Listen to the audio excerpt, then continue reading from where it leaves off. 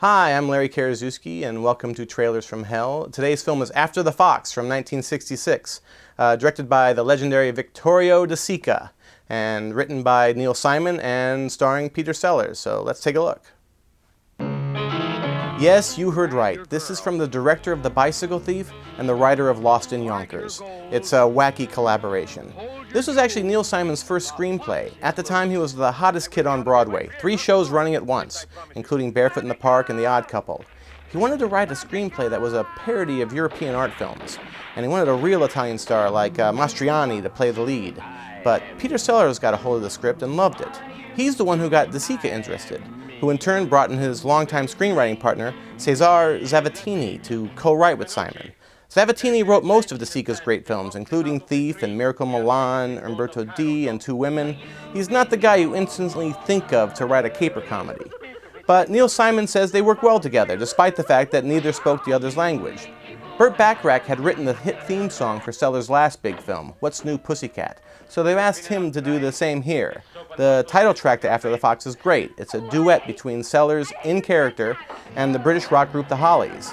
The advertising really tried to tie this film to What's New Pussycat. The ad line is, "You caught the pussycat, now chase the fox." I love this film. A master thief convinces an entire village to participate in a robbery by pretending it is an elaborate movie shoot and that he is a big-time director. I think his name is Federico Fabrizi.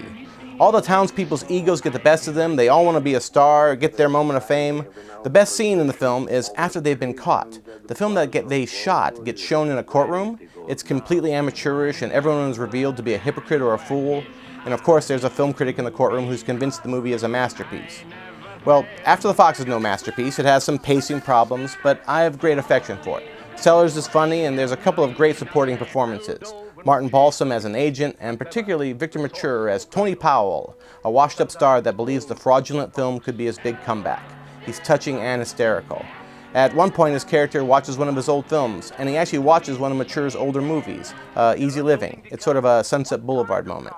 Britt Ekland is the female lead. She's a beauty, but not much of an actress. She was Sellers' girlfriend at the time. They made a baby and another film together, The Bobo. I like this movie so much that there's an homage to it in Problem Child, the first film I wrote with my writing partner Scott Alexander. Michael Richards' bowtie killer escapes from prison in much the same way Sellers does in After the Fox. They both attack their prison psychiatrist and assume the doctor's identity. It's a funny scene in both films. After the Fox. You caught Peter Sellers and Pussycat. Now chase him as the Fox.